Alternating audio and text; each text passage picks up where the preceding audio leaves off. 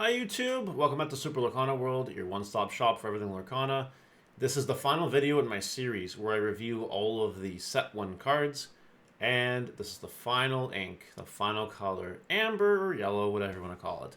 We're going to talk about these amber cards. Some of them are very strong cards in my opinion, and that's the spoiler, and we're going to get going here. Let me know what your favorite amber card is in the comment section below, and of course please like as well and subscribe.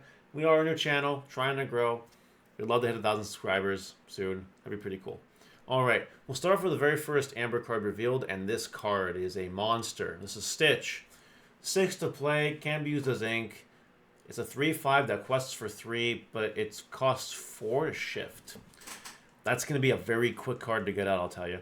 And Adoring Fans is its ability. Whenever you play a character 2 cost or less, you may exert it to draw a card. So, play a 2-drop or less, exert it, draw a card. You can do this multiple times a turn. You can run through a few cards in your deck just like that. This is a card that rewards a rookie rush or cheap aggro or cheap creature character, whatever you want to call it, strategy. It promotes it, and it allows you to get rewarded by drawing extra cards and keeping your hand advantage up. So this card's very, very, very, very good in the right deck. It's a build-around card for sure, and then it's very powerful. It'll see play in the meta. Now we're going to Moana. Another really powerful card in my opinion. This Moana costs 5, it's a 1/6, and it quests for 3. Her ability says whenever this character quests, you may ready your other princess characters. They can't quest for the rest of the turn. Who cares? So what happens here is you have a princess deck, a build-around, just like Stitch, another build-around card.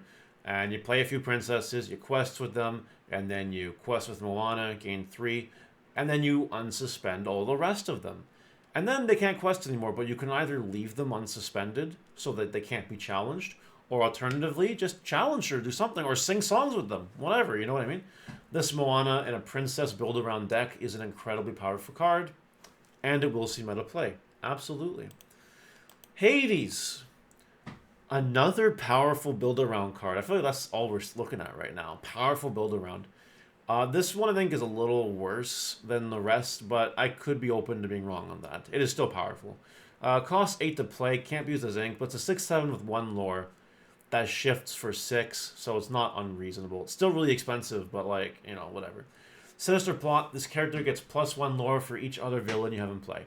This is a build-around deck as well. You play a bunch of cheap villains, you get them out when you have Hades out, and then you quest for 4 or 5 all of a sudden. And on a 6/7, that can get really scary. It's just a very expensive card to play. But if it's expensive and it sticks around for even a turn, it's going to put you miles ahead in advantage in terms of lore, or help you catch up in an unwinnable state. So I think this card is good. I do think this card will see meta play. I just don't think it'll see as much play as Moana or Stitch. If I'm wrong, I'm wrong. All 3 of these big shift cards, all 3 of these boss monsters we talked about so far, they will see play though. Healing Glow is kind of butt. It's a 1-cost heal 2 damage. It's potion. It's literally potion. It's not. No, we don't need that card. It can be used as ink, which is cool, but no. It's pack bulk. Moving up to Dinglehopper. This, in my opinion, is a slightly better Healing Glow. It's a 1-cost item that can be used as ink, but you tap it every turn to remove up to a damage. 1 damage. Okay, so it takes twice as long to do what the Herod card does, but, you know, at least you can do it every turn. And if you do multiples, you can just stack them. So, not bad, not bad. We'll see meta play. I think it might. In the right deck, I don't know, though. Next is a 1-drop Stitch. It's your generic 1/2/2 for 1, and very good in the Stitch deck. It will see play. I think out of all like the 1/2/2 1-drops, I think this is the most likely one to see play just because it's Stitch. Hades. This is a 4-drop Hades that can't be used for ink. It's a 3/2 that quests for 1, and when you play this character, return a character card from discard to hand. It is character recursion. This will see play. I think that any cards, that toolbox cards from your discard pile, are always good and will always see play. I don't know if you guys have noticed that in like all the other videos, because this one is last. But yeah, this card will see play. It definitely will. I'm 100% positive on that. Then we have Part of Your World. It's a 3-cost song, so it can be used for 3 on a 3. Return a character card from discard to hand. It's another Hades. It's another character recursion card. And that's fine. That's great. We have Hey Hey. 1-drop, 1/2 that quests for 1, and it has support, so when you quest, you add its power to something else. The fact that it's 1/2 is kind of nifty. I don't think it'll actually see that much play. Maybe in a cheap aggro deck, but I doubt it. I think that's a stretch. If anyone does play Hey Hey and does well with it competitively, I'll be a little surprised. Not like a totally surprised, but like, oh, I guess, okay, fair. It's okay. Mickey Mouse is a 3 for a 3/3 for 2, can use as ink. It's a generic vanilla, it's okay. This card is nuts. This is Lantern. Lantern has an ability, it's an item. Costs 2 to play, you tap it. You may pay 1 less for your next character you play this turn. In proxy meta, when we only knew like 60 cards, the combo was turn 1 Stitch, turn 2 Lantern, turn 3 Shift into Stitch. This card will see play. I promise you, this card will see play. It's a cheap item, it's an item payoff, and it makes her things cheaper to play. That matters. It'll see play. Without a doubt, it'll see play. Minnie Mouse, a 2-drop princess, 2/3 for 1 vanilla. It's whatever. For princesses, for vanillas, okay, sure. Control Your Temper is a 1-drop, something that's -2 this turn. Not big on this card. I don't think it'll see that much play. LeFou, 2 for a 1/2 that quests for 2. If you have a character named Gastron in play, may pay 1 less to play this character. In which case, it's a 1/2 for 2. If you are playing a Gastron deck, this card is playable. If not, it's okay. And okay at best. May not be playable otherwise. Just in Time, a 3-drop action that says you may play a character with cost 5 or less for free. There are a decent amount of 5-drop characters in Lorcana, and this card lets you cheat 1 out turn 3. Because of that, even though this card's a -1, it will see play because it lets you cheat out a powerful dude or woman very quickly. This card's pretty good. Ariel, a 4 for a 3/4 that quests for 2. This character can't exert to sing songs. I don't know the point of this card. This seems like a liability. It's a princess. It does quest for 2 and a 4-drop. Like, that's just vanilla at this point. Unless I'm missing something crazy, this card won't really see play. That's my opinion. Maximus. This is a 3-drop horse with a 3/3 for 1. Horse Kick. When we play this character, chosen character is -2 this turn. It's a better Control Your Temper because it's on a body. Even though it is that, I doubt it'll see that much play, if I'm being honest with you. Be Our Guest. Be Our Guest. It's a 2-drop that can be used for ink. Song. Look at the top 4 cards of your deck, reveal a character card, put in your hand, put the rest of them on the deck in any order. Because it's free, this card will see play. If it was not a song, I don't think it'd see play at all. But because it's a song, I do believe it'll see a little bit of play. And that's fine. We got Timon. 1-drop, 1/2 for 1 inkable. Tastes like chicken. When you play this character, you may remove up to 1 damage from chosen character. This might combo really well in the Stitch deck. You know what I mean? Where like maybe your Stitch gets a little bit damaged because it's quested or whatever, and you play some Timons and you heal it up. Seems really good. Yeah, Timon is decent and a build around in the right deck. Otherwise, not playable at all. Then we have Goofy. A Musketeer. Don't forget Musketeer support. A 5-drop that can use, I think, 3/6 that quests for 1. It has Bodyguard. It may enter Exerted, and while this card is Exerted, if a character wants to challenge, that's a challenge an Exerted character with Bodyguard. And 2 for T. When you play this character, you may remove up to 2 damage from each of your Musketeer characters. Yeah, it gives you healing in your Musketeer deck, and that's fine.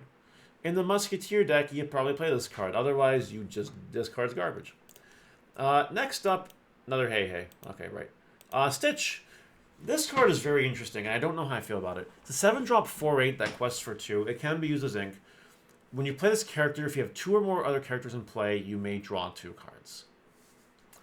If it didn't cost 7, I would like it a little bit more. Now, I still think it'll see play. I believe it's just a top-end card. that's very defensive and hard to take down, and then after you get the Pot of Greed payoff, you start questing for 2, and it'll be hard to kill.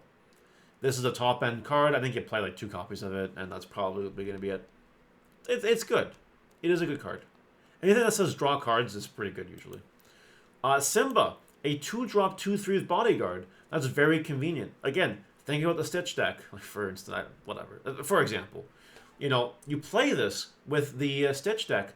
You don't have to exert it with Bodyguard, but you can exert it with the Stitch's ability, draw a card, and Bodyguard is active all of a sudden. That seems nice. That seems like a very good value card in that deck. So again, in the right deck, super playable, otherwise unplayable. Lilo is another one of these 1/1/1 for 2, just like the Maleficent. Great card. Great turn 1 card. Tied with Maleficent, obviously, because it's the same card. Very good card. Very, very, very good card. We have Ariel. 3-drop. Singer 5. You can count this character as a 5-cost to sing songs. There are a lot of good 5-cost songs, like A Whole New World, Let It Go, and this Ariel can play them for you. Musical debut. When you play this character, look at the top 4 cards of your deck, reveal a song, put it in your hand, bottom deck the rest. It's a 2/3 for 1, but you're never using it to quest for lore or challenge, you're using it to sing songs.